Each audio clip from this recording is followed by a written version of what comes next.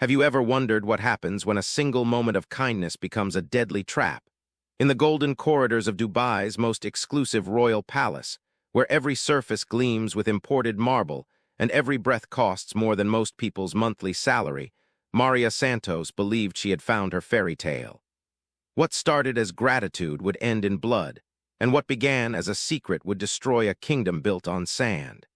This isn't just about an affair. This is about power, pregnancy, and how far royalty will go to protect their bloodline.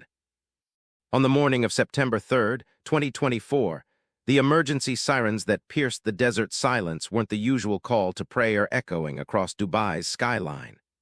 They were the harsh wail of ambulances racing toward the Al-Rashid Royal Palace, where behind 30-foot golden gates and bulletproof glass, they would discover a scene that would shake the foundations of the UAE's most powerful family. The body of Maria Elena Santos, a 26-year-old Filipina hotel housekeeper, lay crumpled on the marble floor of the prince's private quarters, her 6-month pregnant belly still visible beneath the designer maternity dress that cost more than her family's annual income. Standing in the corner, trembling in silk pajamas worth $50,000, was Crown Prince Khalid Al-Rashid, his hands stained with blood that would soon become international headlines. Dubai in 2024 represented the pinnacle of modern monarchy, where ancient tribal laws collided with Instagram influence and billion-dollar real estate deals. Behind the glittering facade of tolerance and progress lay an intricate hierarchy that few outsiders understood, and fewer still survived challenging. The Al-Rashid family controlled not just oil wells worth $200 billion, but the very air that expatriate workers breathed. Every visa, every job, every hope of survival in this desert paradise flowed through channels they owned or influenced. Maria Elena Santos was born on December 8, 1997, in Talisay City, Cebu, the second of 5 children raised in a bamboo house where hope lived alongside hunger. Her father, Roberto, worked 16-hour days in a furniture factory, his calloused hands crafting chairs for wealthy Filipino families while his own children sat on concrete floors. Her mother, Carmen, took in laundry from neighbors, her fingers permanently wrinkled from bleach and worry. At 16, Maria's mathematics teacher, Mrs. Delgado, pulled her aside after class. "You have a gift for hospitality," she said, watching Maria naturally organize the classroom and help struggling classmates. "The Middle East has opportunities for girls like you, good girls who work hard and send money home." In March 2019, Maria arrived at Dubai International Airport carrying everything she owned in 2 plastic bags and her grandmother's rosary wrapped around her wrist. The recruitment agency had promised her a job at the prestigious Burj Al Rashid Hotel, a 7-star establishment where rooms cost $30,000 per night and celebrities hid from paparazzi behind gold-plated walls. Her contract was simple: $800 monthly salary, shared accommodation, 1 day off per week. For a girl who had never seen an elevator, the promise seemed impossibly generous. She would send $600 home to support her siblings' education and her father's heart medication. The remaining $200 would be her gateway to a better life. The Burj Al Rashid Hotel existed in a realm beyond ordinary luxury. Carved from imported Italian marble and decorated with genuine Monet paintings, it served as the unofficial guest house for the Al-Rashid royal family. Maria's supervisor, Fatima Al-Zahra, a stern Emirati woman in her 50s, made the rules crystal clear on Maria's first day. "You are invisible," Fatima explained, her voice echoing in the service corridors lined with security cameras. "Royal family members do not see you, do not speak to you, and you never ever acknowledge their presence. Your job is to clean their rooms before they wake and after they leave. You are a ghost with a mop." Maria nodded, clutching her rosary beneath her uniform. In the Philippines, she had been somebody, a bright student, a loving daughter, a young woman with dreams.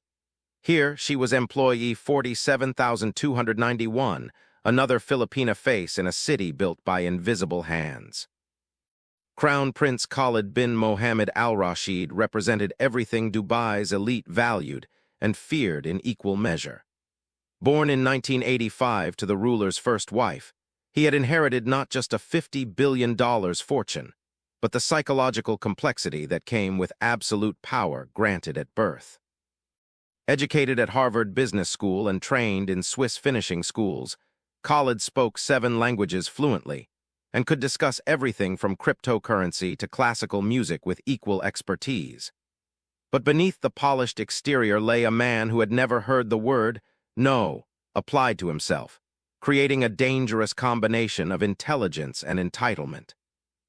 His marriage to Princess Amira Al Maktoum in 2018 had been arranged to unite 2 of the UAE's most powerful families. The ceremony, broadcast live across the Arab world, cost $100 million and featured guest appearances by 3 Hollywood A-listers. But those who knew Khalid understood that his heart remained as carefully guarded as his Swiss bank accounts. The moment that would change everything happened on an ordinary Tuesday morning at 6:47 a.m. Maria was cleaning Suite 2701, the prince's private penthouse, moving with the practiced silence that had kept her employed for 5 years. She believed the suite was empty. Khalid's security team had assured staff he was attending meetings in Abu Dhabi. But as Maria entered the marble bathroom to replace the Egyptian cotton towels, she found Prince Khalid collapsed on the floor, clutching his chest and struggling to breathe. His usual tan complexion had turned gray, and his designer pajamas were soaked with sweat. Every rule Fatima had taught her screamed for Maria to call security and disappear. But watching a human being suffer triggered something deeper than employment contracts. Maria dropped to her knees beside the most powerful man in Dubai and began the basic first aid training she had learned in nursing school before financial pressures forced her to abandon her dreams. "Your Highness, can you hear me?" Maria whispered, her English carefully practiced but heavily accented. "I need you to breathe slowly, in through your nose, out through your mouth." Khalid's eyes focused on this Filipina woman who had dared to touch royalty with her bare hands. As his breathing steadied, he noticed something that 5 years of diplomatic meetings and arranged social events had never shown him: genuine concern without ulterior motive. You saved my life," he whispered as his color returned. "I just did what anyone would do, sir," Maria replied, already backing toward the door, terrified of the consequences of her actions. "Stay," Khalid commanded, but for the first time in his life, the word came out as a request rather than an order. What began as medical emergency evolved into something far more dangerous over the following weeks. Prince Khalid, accustomed to relationships based on political alliances or financial gain, found himself genuinely curious about the woman who had risked her job to help a stranger. The gift started small and seemed innocent. A designer handbag accidentally left in the suite Maria was cleaning with a note, "For someone who cares about others." Then jewelry that no longer fit Princess Amira, conveniently Maria's exact size. Each present came with the same message: this was merely kindness, not courtship. Maria's roommate, Lisa Fernandez, another Filipina housekeeper, warned her during their shared lunch breaks in the staff cafeteria. "Be careful, Maria. Princes don't give gifts without expecting something in return. Remember what happened to Annalisa last year." But Maria had been sending home $800 monthly instead of her usual $600, using money from selling the gifts. Her youngest brother, Miguel, could now afford university tuition. Her father's heart medication was no longer rationed. For the first time since arriving in Dubai, Maria felt like she was actually building the better life she had promised her family. By May 2024, their interactions had evolved beyond the formal boundaries of employer and employee. Prince Khalid would accidentally return to his suite while Maria was cleaning, initiating conversations that revealed his profound loneliness despite being surrounded by hundreds of palace staff. "Do you ever miss home?" he asked one evening, finding Maria replacing the orchids in his private office. "Every day, Your Highness," Maria replied honestly. "But this job allows me to take care of my family. Sometimes sacrifice is love." Khalid studied her face with fascination. "I've never heard anyone describe work as love before." In my world, everything is duty or politics or business, but never love. These conversations, always brief and seemingly innocent, began occurring with increasing frequency. Maria learned that Khalid collected vintage motorcycles he was never allowed to ride, that he wrote poetry in Arabic that no one was permitted to read, and that his arranged marriage felt more like an elegant prison than a partnership. In June 2024, subtle changes began affecting Maria's work environment. Her roommate Lisa was suddenly transferred to the hotel's Abu Dhabi location. Fatima, her supervisor, was reassigned to different floors. Maria found herself increasingly isolated, working longer hours in sections of the hotel where she encountered fewer fellow Filipinos. What Maria didn't realize was that Prince Khalid had orchestrated these changes, believing he was protecting her from gossip and jealousy. But the effect was to systematically remove every support system that might have warned her about the dangerous path she was walking. "I requested you be given the VIP floors exclusively," Khalid explained during one of their evening conversations. "Your work ethic deserves recognition." Maria felt honored, not trapped. She was finally being seen as an individual rather than just another invisible foreign worker. The line between employer and employee finally dissolved on a sweltering July evening when Khalid found Maria crying in his suite's kitchen. Her father had been hospitalized with another heart attack, and the medical bills were consuming every penny she could send home. "Let me help," Khalid offered, his voice gentler than Maria had ever heard it. "I can't accept charity, Your Highness," Maria replied, wiping her tears with the back of her hand. "Then don't think of it as charity," Khalid said, moving closer than palace protocol would ever permit. "Think of it as one friend helping another." The kiss that followed was soft, desperate, and absolutely forbidden. In that moment, Maria forgot about employment contracts, visa regulations, and the impossible gulf between a crown prince and a housekeeper. She only felt wanted, valued, and loved for the first time since arriving in Dubai. Their affair unfolded in stolen moments between official duties and cleaning schedules. Khalid would dismiss his security detail for private meditation, while Maria learned to move through the palace's service corridors like a shadow.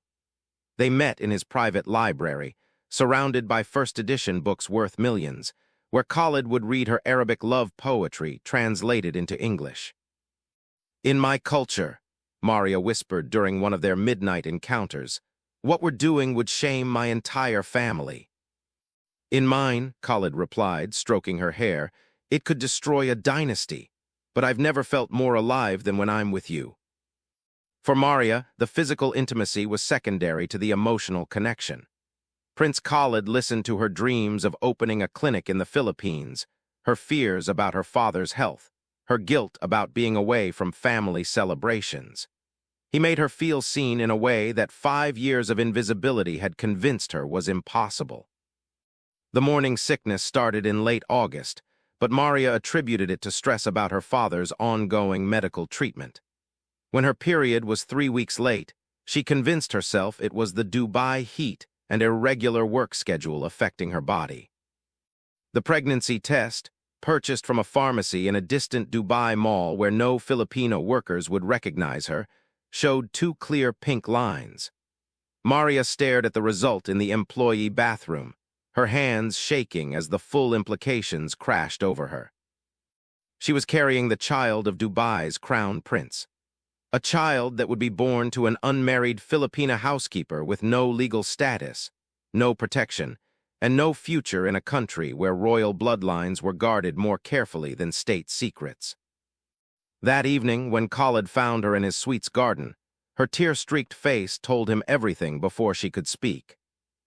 "How far along?" he asked, his voice barely above a whisper. "About 6 weeks," Maria replied. "I'm so sorry, I know this ruins everything." But Khalid's response surprised her. He pulled her into his arms, his own eyes filling with tears. "You're carrying my child. How could that ruin anything?" What Maria and Khalid didn't realize was that their secret had been discovered weeks earlier by the palace's most dangerous observer. Khalid's chief security advisor, Colonel Hassan al-Sharif. A former intelligence officer with 30 years of experience protecting royal family secrets, Hassan had noticed the subtle changes in the prince's routine, the unexplained gaps in his schedule, and most tellingly, the unusual staff transfers that had isolated one particular Filipina housekeeper. Hassan's investigation was methodical and ruthless. Hidden cameras revealed the midnight meetings, audio surveillance captured their intimate conversations, and medical records from the palace's private physician confirmed what Hassan had suspected. Maria Santos was pregnant with royal blood. The security footage Hassan compiled told a story that would destroy not just Prince Khalid's marriage, but potentially his position as crown prince. In a monarchy where legitimacy depended on careful bloodline management, an illegitimate child with a foreign servant represented an existential threat to the Al-Rashid dynasty. Hassan's loyalty wasn't to Prince Khalid personally, but to the institution of the monarchy that had provided his family with wealth and status for 3 generations. He spent weeks crafting a strategy that would eliminate the threat while protecting the royal family's reputation. The plan was elegant in its simplicity. Maria would disappear. A work visa violation would be discovered, leading to immediate deportation. If she attempted to make her pregnancy public, Hassan had already prepared evidence suggesting she had been involved with multiple palace staff members, making paternity impossible to prove. But Hassan underestimated the depth of Khalid's emotional attachment to Maria and their unborn child. Unaware of Hassan's surveillance, Prince Khalid made a promise that sealed all their fates. On a November evening, as Maria's pregnancy entered the 2nd trimester and could no longer be hidden beneath loose-fitting uniforms, Khalid took her hands in the private garden where they had shared their first kiss. "I want you to know," he said, his voice filled with conviction, "that I will never let anyone hurt you or our child. Whatever it takes, I will protect both of you." "But your wife, your family, your position," Maria protested, her hand instinctively protecting her growing belly. "My position means nothing if I can't protect the people I love," Khalid replied. "I've been thinking about this for weeks. After the baby is born, I'll find a way to give you both a different life. Maybe in London or New York, where royal protocol can't reach us." These words, captured clearly by Hassan's surveillance equipment, became the final evidence needed to justify what the security chief had already decided must be done. On November 15th, 2024, Hassan requested a private meeting with Prince Khalid in his official office, a room where even royal family members could be reminded of their obligations to the dynasty. "Your Highness," Hassan began, laying a folder of photographs on the antique desk, "we need to discuss a security matter that threatens the stability of your future reign." Khalid's blood turned cold as he saw surveillance photos of himself and Maria, medical records confirming her pregnancy, and transcripts of their most intimate conversations. "This ends now," Hassan continued, "or I will be forced to bring this matter to your father's attention."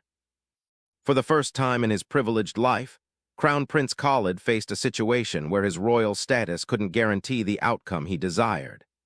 Hassan's ultimatum was clear: end the relationship immediately and arrange for Maria's quiet deportation, or face the destruction of his political future and potential disgrace of the entire Al-Rashid dynasty.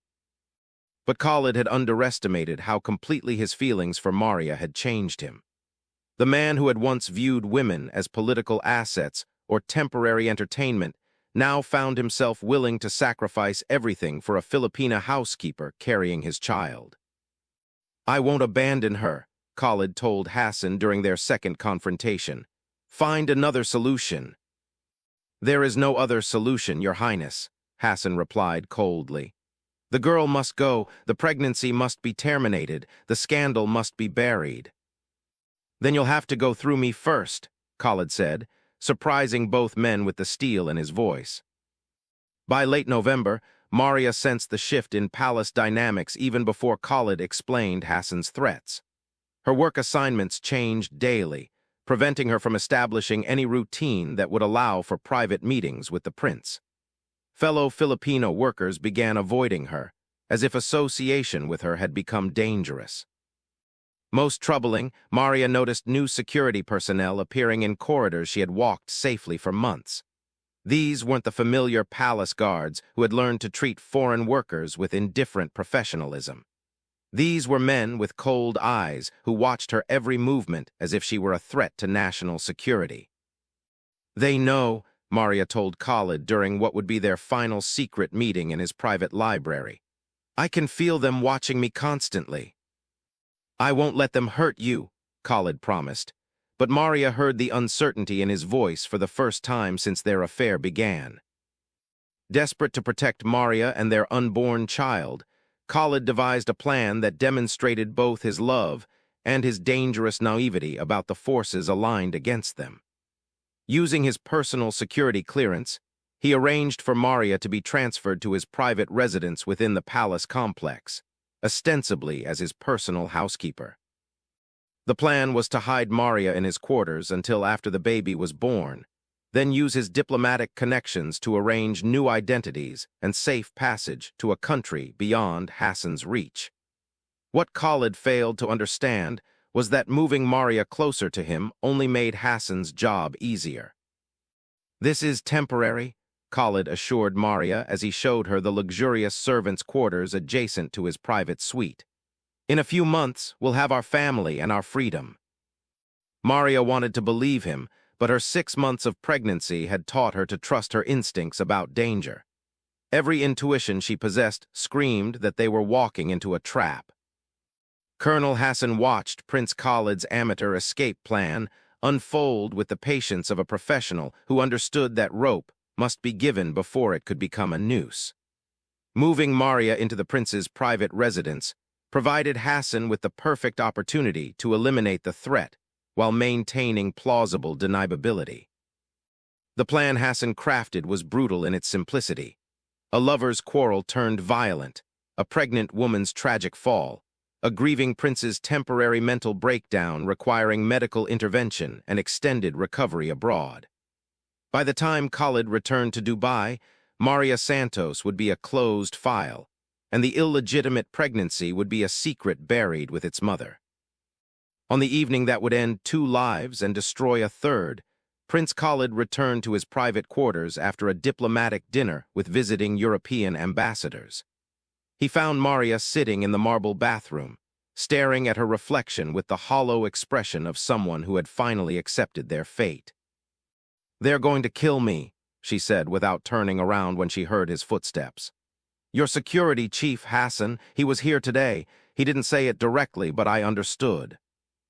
Khalid knelt beside her, his formal diplomatic attire wrinkled as he pulled her against his chest. "I won't let that happen. Tomorrow we leave Dubai. I have everything arranged." "Where can we go that your family's influence can't reach?" Maria asked, her hand resting on her 7-month pregnant belly.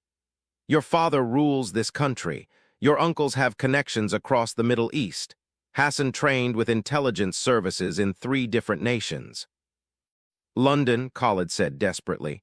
"My cousin lives there. She'll protect us until we can establish new lives." But even as he spoke the words, Khalid knew they were fantasies. There was no escape from the dynasty that had shaped every day of his existence. At 11:47 p.m., Colonel Hassan entered Khalid's private quarters using the master security codes that gave him access to every room in the palace. He moved through the darkened suite with the confidence of someone whose authority had never been questioned. He found them in the bedroom, Khalid reading Arabic poetry to Maria's pregnant belly, both of them lost in the illusion that love could triumph over political necessity. "Your Highness," Hassan announced his presence with military formality, "I'm here to resolve the security matter we discussed." Khalid stood immediately, positioning himself between Hassan and Maria. "Get out. You have no authority in my private quarters." "I have authority granted by your father to protect this family's reputation by any means necessary," Hassan replied, his hand resting on the ceremonial dagger that marked his rank. "The pregnancy ends tonight. The girl's employment is terminated permanently." What followed would be debated in closed royal courts for months afterward. Hassan's official report claimed that Maria had attacked him with a letter opener when he attempted to serve her deportation papers, forcing him to defend himself. Prince Khalid's version, told through tears to palace physicians, painted a different picture. According to Khalid's account, Hassan had come not to serve papers, but to commit murder disguised as deportation. When Maria tried to flee toward the bathroom, Hassan grabbed her arm with enough force to spin her around. The collision with the marble bathroom doorframe was what killed her instantly, along with the unborn child she carried. "She was trying to protect our baby," Khalid sobbed as palace medical staff pronounced Maria dead at 12:23 a.m. "She died trying to protect our son." But Hassan's final act of cruelty was still to come. As Khalid cradled Maria's lifeless body, Hassan leaned down and whispered, "Now you understand the cost of defying your family. This blood is on your hands, not mine." The discovery of Maria Santos's body in Crown Prince Khalid's private quarters at 12:23 a.m. triggered the most sophisticated cover-up operation in the Al-Rashid family's modern history. Within minutes of the palace physician pronouncing her dead, a coordinated response began that involved the UAE's highest levels of government, military, and media control. Colonel Hassan's first call wasn't to local police, but to the royal family's crisis management team, a group of former intelligence officers, international lawyers, and media specialists who had spent decades protecting the dynasty from scandals that could destabilize the region's political balance. Prince Khalid, found in a state of complete psychological collapse beside Maria's body, was immediately sedated and placed under medical supervision in a secure wing of the palace. His mobile phones were confiscated, his diplomatic passport was suspended, and his access to outside communication was completely severed. The official story, crafted over 48 hours of intense closed-door meetings, was elegant in its simplicity. Maria Santos had died in a tragic accident while cleaning the prince's quarters. She had slipped on a wet marble floor, striking her head on the bathroom doorframe. The pregnancy was never mentioned in any official documentation. Hassan's report to the Dubai police stated that he had discovered the accident while conducting a routine security check. Prince Khalid's emotional state was attributed to his shock at finding his longtime housekeeper dead in his private bathroom, a tragic accident that had deeply affected His Highness's sensitive nature. The family's legal team prepared deportation paperwork, backdated to show that Maria's employment had been officially terminated 3 days before her death due to visa irregularities. This would support the narrative that she had been in the prince's quarters illegally, attempting to steal valuables before her scheduled departure. What the royal family's crisis team hadn't anticipated was that the palace's new digital security system, installed just 2 months earlier, had automatically backed up all surveillance footage to cloud servers beyond Hassan's immediate control. A junior IT technician named Ahmed Al-Mansouri, working the night shift when Maria died, had witnessed the backup process that captured the entire confrontation. Ahmed watched in horror as the surveillance footage clearly showed Hassan entering the prince's quarters with premeditated intent, the violent struggle that ensued, and Maria's desperate attempt to protect herself and her unborn child. The footage also captured Khalid's anguished confession to Hassan about his love for Maria and their future plans. Faced with evidence that could implicate him in premeditated murder, Ahmed made a decision that would transform the royal cover-up into an international scandal. He copied the files to an encrypted drive and began planning how to ensure the footage reached journalists beyond the UAE government's influence. Within 72 hours of Maria's death, her absence was noticed by the Filipino domestic worker community in Dubai. Lisa Fernandez, her former roommate who had been transferred to Abu Dhabi, began making inquiries when Maria failed to respond to messages about a family emergency in the Philippines. The Filipino embassy's initial requests for information about Maria's welfare were met with bureaucratic delays and contradictory explanations. Palace officials claimed she had been deported for visa violations, but immigration records showed no departure. The hospital where she had supposedly received treatment for her accident had no record of her admission. By December 22nd, Filipino labor rights organizations in Dubai had begun coordinating with international human rights groups, demanding a transparent investigation into Maria Santos's disappearance. Ahmed Al-Mansuri chose Christmas Day to release the surveillance footage, calculating that Western media would be most receptive to a story involving the murder of a pregnant woman during their most sacred holiday. Working through encrypted channels and using VPN networks to mask his location, Ahmed uploaded the videos to WikiLeaks, major international news organizations, and human rights groups simultaneously. The footage was devastating. Clear video evidence showed Hassan entering Khalid's quarters with premeditated intent, the violent confrontation that followed, and Maria's desperate attempt to protect herself and her unborn child. Audio recordings captured Hassan's cold admission that he was there to terminate the pregnancy and eliminate the security threat Maria represented. Most damaging of all was the final conversation between Hassan and the sedated Prince Khalid. "Now you understand the cost of defying your family. This blood is on your hands, not mine."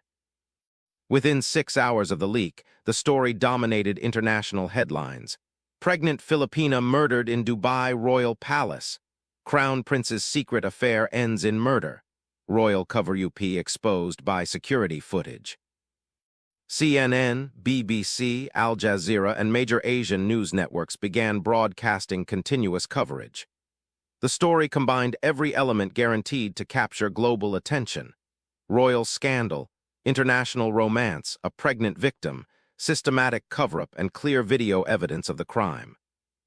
The Philippine government, initially cautious about confronting their Gulf allies, was forced to respond when millions of overseas Filipino workers across the Middle East began organizing protests demanding justice for Maria Santos.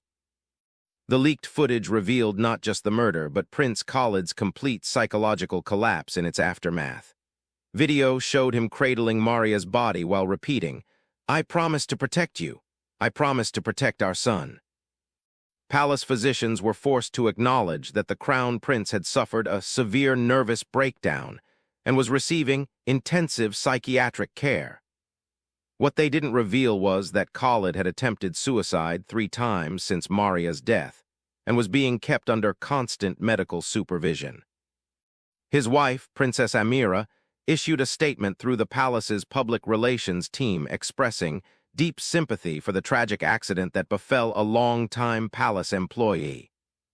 But private sources revealed that she had moved out of their shared quarters and was considering legal separation. King Mohammed Al-Rashid, Khalid's father, faced the greatest crisis of his 40-year reign. The surveillance footage had not only exposed his son's affair and the subsequent murder, but revealed the systematic corruption within the palace security apparatus that he had trusted to protect the dynasty. Emergency meetings with UAE federal authorities, diplomatic representatives from dozens of countries, and international business partners consumed every day as the Al-Rashid family struggled to contain the expanding scandal. Most critically, the footage had provided clear evidence of premeditated murder, making it impossible to dismiss Maria's death as a tragic accident. International pressure for criminal prosecution was building rapidly. Colonel Hassan al-Sharif, faced with video evidence of his crime, was quietly arrested and charged with murder in a closed military tribunal. The royal family hoped that prosecuting Hassan would satisfy international demands for justice while protecting Prince Khalid from criminal charges. But Hassan's lawyer, in a desperate attempt to reduce his client's sentence, revealed that Hassan had been following direct orders from senior members of the Al-Rashid family to eliminate the security threat posed by Maria's pregnancy. Under intense international pressure and facing threats of economic sanctions from multiple countries, the UAE government agreed to allow an international tribunal to investigate Maria Santos's murder. The tribunal, composed of judges from the Philippines, European Union, and United Nations Human Rights Council, would have unprecedented access to palace security footage, witness testimony, and physical evidence. For the first time in modern UAE history, members of the royal family would be subject to questioning by foreign legal authorities. The precedent terrified monarchies across the Gulf region, who recognized that their own accountability to international law was now under scrutiny. Prince Khalid, still under psychiatric care, was deemed mentally competent to testify by a panel of international medical experts. His testimony, delivered via secure video link from an undisclosed medical facility, provided the most damning evidence against the palace's cover-up attempts. Maria Santos was not just a palace employee, Prince Khalid testified, his voice barely above a whisper as he faced the international tribunal. She was the woman I loved, the mother of my unborn child, and the person who showed me what it meant to be human rather than simply royal. His testimony detailed the systematic isolation tactics used to separate Maria from potential allies, the threats made by Hassan on behalf of the royal family, and the premeditated nature of the security chief's final visit to his quarters. Hassan didn't come to serve deportation papers, Khalid continued, tears streaming down his face. He came to murder the woman carrying my child, and he succeeded while I watched helplessly. Most damaging to the royal family's reputation was Khalid's revelation that Hassan had been acting on direct orders from senior family members who viewed Maria's pregnancy as an existential threat to their political power. The International Tribunal's findings were unequivocal. Maria Santos had been murdered in a premeditated attack designed to eliminate what the Al-Rashid family viewed as a threat to their dynasty. Colonel Hassan was sentenced to life imprisonment without the possibility of parole. More significantly, the tribunal found evidence of a systematic conspiracy involving multiple members of the royal family to cover up the crime. While diplomatic immunity protected King Mohammed from prosecution, 3 senior palace officials were charged with accessory to murder and obstruction of justice. Prince Khalid, found to be a victim of the conspiracy rather than a perpetrator, was stripped of his position as crown prince, but avoided criminal charges. His younger brother, Prince Ahmed, was named as the new heir to the throne.